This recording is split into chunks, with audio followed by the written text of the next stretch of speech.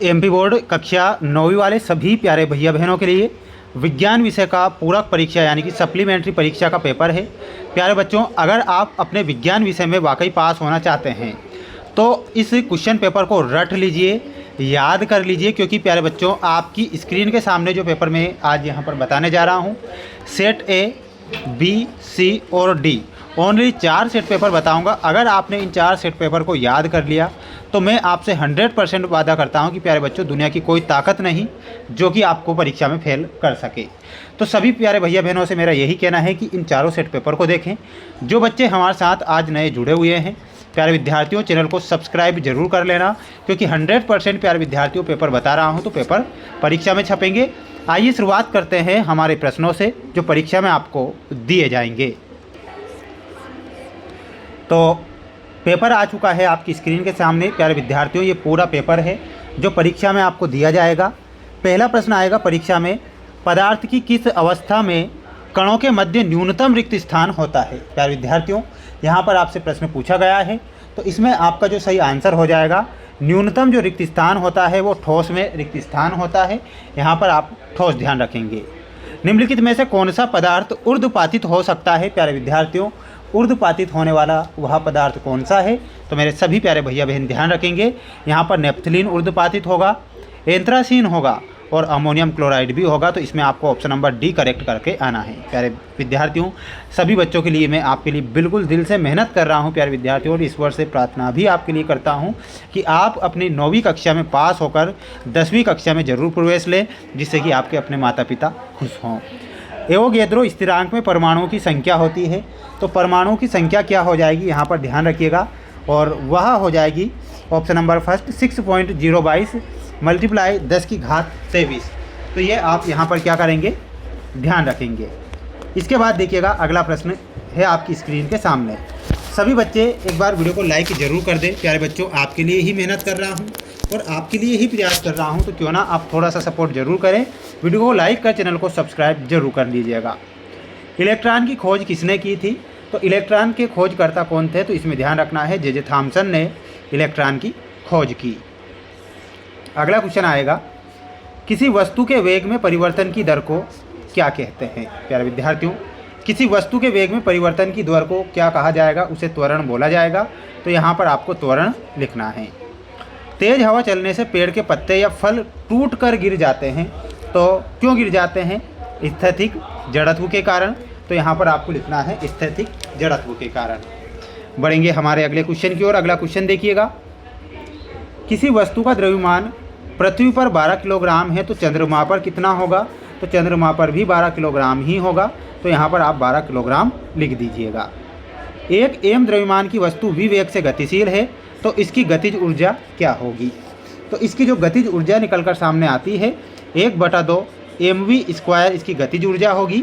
तो ये आप ध्यान रखेंगे। आप जान रहे हैं प्यारे विद्यार्थियों, जल्दी से आंसर बता रहा हूँ, समय आपका मैं बिल्कुल भी वेस्ट नहीं करूँगा। सिर्फ और सिर्फ मेहनत कर लेना है, याद कर लेना है, ठीक है। ठोस कार्बन डाइऑक्साइड को नाम से भी जाना जाता है, तो ठोस कार्बन डाइऑक्साइड को शुष्क बर्फ के नाम से जाना जाता है।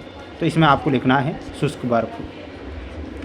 टिंडल प्रभाव विलयन द्वारा प्रदर्शित गुण है, तो टिंडल जो प्रभाव है प्यारे विद्यार्थियों कोलाइड विलयन के द्वारा ये प्रदर्शित गुण है। एल्यूमिनियम क्लोराइड का सूत्र क्या होता है, तो इसका सूत्र हो जाएगा AlCl3।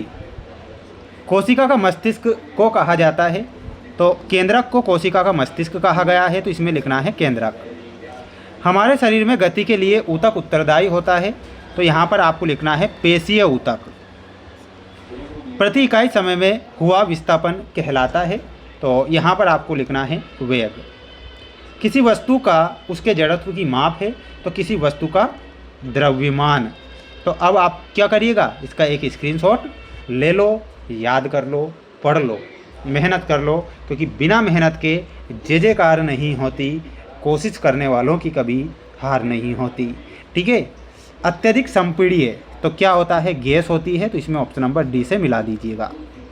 ब्रोमीन कैसा है, ये ब्रोमीन जो है प्यारे विद्यार्थियों इसमें आपको ध्यान रखना है ऑप्शन नंबर सी, ये आधातु तत्व है। कैल्शियम और ऑर्गन में आपको संभारिक से मिलाना है। लाइसोसोम आत्मघाती तहली फ्लोएम जो होता है भोज्य पदार्थों का संवहन करता है, तो ऑप्शन नंबर एफ से मिलाना है। स्थितिज ऊर्जा में आपका सही उत्तर हो जाएगा mgh। गिरती हुई वस्तु का प्रारंभिक वेग में मिलाना है, ऑप्शन नंबर ई से। और माइक्रोफोन में हो जाएगा ऑप्शन नंबर जी, श्रवण सहायक युक्ति। ठीक है, तो ये ध्यान रख लीजिएगा। बढ़ेंगे अगले क्वेश्चन की ओर। प्यारे बच्चों, अगला क्वेश्चन ये रहा स्क्रीन के सामने। ठीक है, अब आप पढ़ रहे हैं या नहीं पढ़ रहे हैं, याद कर रहे हैं, ये आपके ऊपर डिपेंड करता है। मैं जो पेपर बता रहा हूँ, पेपर तो परीक्षा में छपेंगे। दाब का मात्रक क्या होता है? तो प्यारे विद्यार्थियों, दाब का मात्रक लिखना है पास्कल। स्थिर अनुपात का नियम किसने प्रस्तुत किया था? तो ये जो करने वाले थे कौन थे? Joseph Proust. ठीक है, तो यहाँ पर आपको लिखना है जोसेफ प्राउस्ट। सोडियम का इलेक्ट्रॉनिक विन्यास लिखिए, तो इसका इलेक्ट्रॉनिक विन्यास 281 लिखना है। डीएनए का पूरा नाम डीऑक्सीराइबो न्यूक्लिक एसिड है। प्यारे विद्यार्थियों, इसमें आपको क्या लिखना है? लिख लो, जल्दी से आएगा ये question. Deoxyribo nucleic acid, ribo nucleic acid. ठीक है, वे ऊतक जो निरंतर विभाजित होते रहते हैं उन्हें क्या कहते हैं? उन्हें विभाज्योतक बोला जाता है। क्या बोला जाता है? तो यहाँ पर लिखना है विभाज्योतक। विभाज्योतक लिखना है। किसी वस्तु की गतिज ऊर्जा के लिए व्यंजक लिखिए, तो व्यंजक हो जाएगा प्यारे विद्यार्थियों ई के बराबर 1/2 mv²। मसाले वाली 2 फसलों के नाम लिखना है, तो इसमें आपको लिखना है मिर्च और धनिया। ठीक है, तो ये दोनों ही आपको क्या करना है? लिखना है। सभी बच्चे इसका एक स्क्रीनशॉट ले लें, अच्छे से याद कर लें। इसके बाद प्यारे बच्चों, ये आपका अगला क्वेश्चन है, जो गुप्त ऊष्मा किसे कहते हैं, इनके आंसर मैंने लिख दिए हैं। स्क्रीनशॉट ले लो जल्दी से ना। और इसके बाद प्यारे विद्यार्थियों, इन सभी के आंसर मैं आप सभी प्यारे विद्यार्थियों को लाइव क्लासों में बताऊंगा, तो लाइव क्लासों में ज़रूर जुड़ जाना है प्यारे विद्यार्थियों। पास होना है तो चारों सेट में को देखना है और लाइव क्लासों को देख लेना है, अगर आप अपनी परीक्षा में वाकई पास होना चाहते हैं। ये पूरा का पूरा पेपर है जो परीक्षा में आपको दिया जाएगा।